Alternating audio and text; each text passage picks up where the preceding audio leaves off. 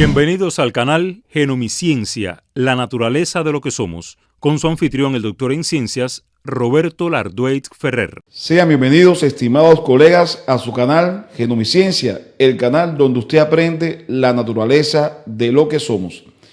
En esta saga de conferencias que hemos abordado todo lo relacionado con los trastornos de la diferenciación sexual, explicamos algunas de las condiciones que justifican el hiperandrogenismo.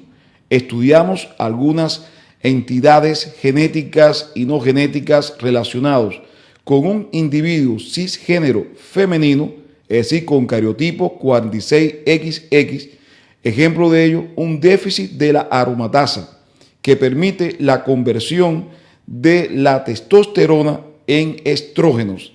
Y esto va a traer como consecuencia un hiperandrogenismo endógeno. También estudiamos la hiperplasia suprarrenal congénita como una alteración en la esteroidogénesis suprarrenal, que también puede ser debido a múltiples mutaciones de genes que codifican enzimas relacionados con este metabolismo. La más frecuente, el déficit de 21-hidroxilasa. Estudiamos también aquellos individuos con cariotipo XY, es decir, cisgénero masculino, que biológicamente el sexo cromosómico es XY, pero que también condiciona un hiperandrogenismo, en este caso por un déficit de 5-alfa reductasa. Estudiamos que no solamente los factores genéticos condicionaban un hiperandrogenismo, existían factores ambientales como es, ejemplo, la suplementación de tratamientos hormonales durante la gestación, que puede comportarse como un posible teratógeno. En el día de hoy vamos a abordar dos de las entidades genéticas que también con relativa frecuencia se presentan en el tema de los trastornos de la diferenciación sexual y que perfectamente puede justificar el hiperandrogenismo presente en determinados atletas de competición alta. No se vaya, acompáñame en este encuentro. Es importante tener presente que una vez que la testosterona se convierte en dihidrotestosterona por el déficit de 5-alfa reductasa, que constituyó una de las entidades genéticas importantes relacionadas en este caso cuando un individuo es del sexo masculino, esa testosterona se va a unir a una proteína, por supuesto codificada por un gen, que es la globulina transportadora de hormonas sexuales, cuyas siglas es SHBG. Es una proteína producida principalmente en el hígado, desempeña un papel indispensable en el transporte y la regulación de las hormonas sexuales, especialmente la testosterona y el estradiol, en la sangre fundamental. Actúa como un portador que se une a estas hormonas, ayudando a controlar la cantidad de hormonas que están libres y disponibles para que el cuerpo lo utilice. Esta globulina se conecta con las hormonas de una manera específica, tiene mayor afinidad por la testosterona que el estradiol, lo que significa que puede influir directamente en el equilibrio de los niveles de hormonas sexuales en el cuerpo. Por ejemplo, cuando los niveles de esta proteína, de esta globulina transportadora de hormonas sexuales son elevadas, se une más testosterona y por lo tanto hay menos disponibilidad para que las células la utilicen, lo que puede afectar varias funciones corporales de las que muchas personas ni siquiera se dan cuenta, como el metabolismo, la función sexual, incluso la masa ósea. La función principal de esta globulina es transportar del 97 al 99% de estas hormonas en el torrente sanguíneo hasta los tejidos, donde debe actuar. Por tanto, actúa, estimados colegas, como un reservorio de hormonas sexuales, liberándolas solo en las cantidades necesarias para los distintos tejidos del cuerpo. Existe una condición genética rara que también puede justificar el hiperandrogenismo de muchos de los atletas como Khelif, que es la llamada reducción de la globulina transportadora de hormonas sexuales. La testosterona, recuerden, circula en el torrente sanguíneo con aproximadamente el 54% unido débilmente a la albúmina sérica y aproximadamente el 44% unido estrechamente a esta globulina transportadora de hormonas sexuales. Solo una pequeña fracción de un 1 a un 2% aproximadamente no está unido, se encuentra libre y por lo tanto biológicamente activa y es capaz esa testosterona libre de unirse a los receptores que se encuentran, o sea, a los receptores de testosterona que se encuentran en las células diana. ¿Con el objetivo de qué? De ingresar a una célula, activar a este receptor y ejercer sus funciones bioquímicas en la misma. Por lo tanto, la biodisponibilidad de las hormonas sexuales está influenciada por el nivel de esta globulina. De manera que un nivel bajo de globulina transportadora de hormonas sexuales que puede estar condicionado por una mutación, por un polimorfismo genético en el gen que la codifica, entonces habrá más testosterona libre. Por lo tanto, será más biodisponible para las células y esto causa un hiperandrogenismo.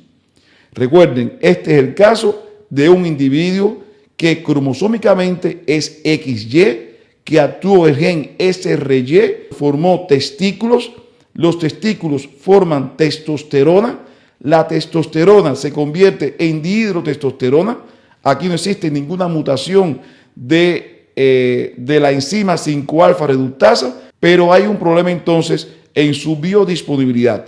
Al haber una disminución en la concentración de esta globulina, mayor será la testosterona libre que va a unirse a su receptor y a ejercer sus acciones. Pero existe otra entidad importante y última que vamos a valorar en un individuo de sexo masculino, pero que presenta un hiperandrogenismo. Una vez que la testosterona se unió a la globulina, esta la va a ir liberando en la medida que las células lo vayan necesitando. Pero para ello, esa testosterona en dihidrotestosterona tiene que unirse a su receptor. Y ese receptor es una proteína. Y como es proteína, es codificada por un gen. Cuando existe una mutación en el gen que codifica para el receptor de la testosterona, entonces no ocurre la reacción de su llave con su cerradura. Y esto va a traer como consecuencia una insensibilidad androgénica. Es decir, el receptor no se une a la testosterona. Y eso va a traer como consecuencia un aumento de los andrógenos sexuales en el torrente sanguíneo. En concreto, la persona nace con un sexo genético masculino XY, pero su desarrollo y apariencia física es de mujer. Y por esta razón también se dice que este síndrome de insensibilidad androgénica, que también se conoce con el nombre de síndrome de Morris, es un tipo de pseudohermafroditismo masculino, mal llamado así. En este contexto se llama trastornos de diferenciación sexual con cariotipo 46XY. Las personas con síndrome de insensibilidad androgénica pueden tener una expresividad variable, de ahí que existe una parcial y otra total. La insensibilidad androgénica total es cuando no existen receptores disponibles para la testosterona y por lo tanto se considera que van a expresar características sexuales del sexo fundamentalmente femenino. Las personas con síndrome de insensibilidad androgénica poseen características sexuales femeninas y por lo tanto se considera que son mujeres. Sin embargo, no tienen útero ni tienen ovario, tienen testículos y descubren que padecen de esta alteración genética por la ausencia de la menstruación al llegar a la pubertad. y como consecuencia estas mujeres presentan una infertilidad. La causa del síndrome de Morris es una mutación genética localizada en el cromosoma X que afecta al gen AR, que es el gen que codifica para el receptor de andrógenos. Lo que ocurre es que no hay formación de la proteína, es decir, de esos receptores de andrógenos, y como consecuencia estas hormonas sexuales masculinas no pueden llevar a cabo su función. Se dice que la persona es entonces resistente a los andrógenos. Las mujeres con el síndrome de Morris tienen unos niveles de testosterona en sangre similares a los del hombre.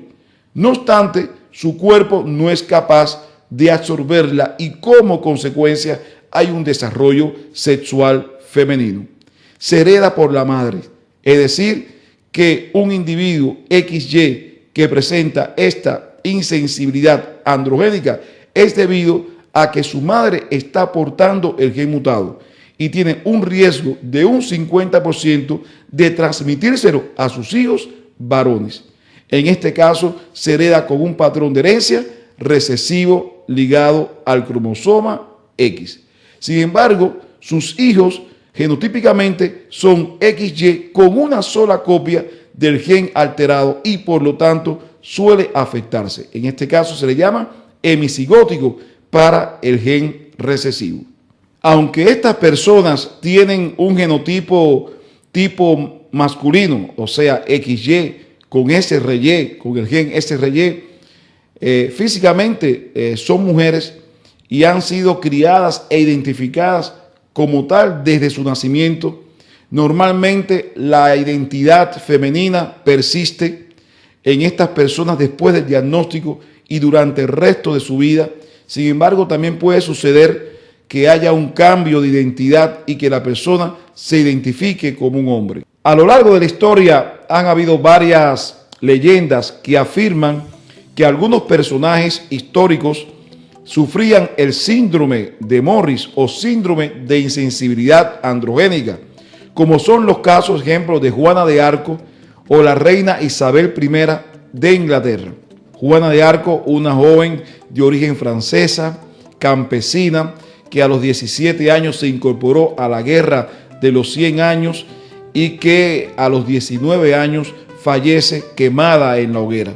Se plantea que tenía esta condición, la condición de síndrome de Morris. De esta forma finalizamos la videoconferencia, no sin antes recomendarle que se suscriba al canal y si le gustó, regale un like.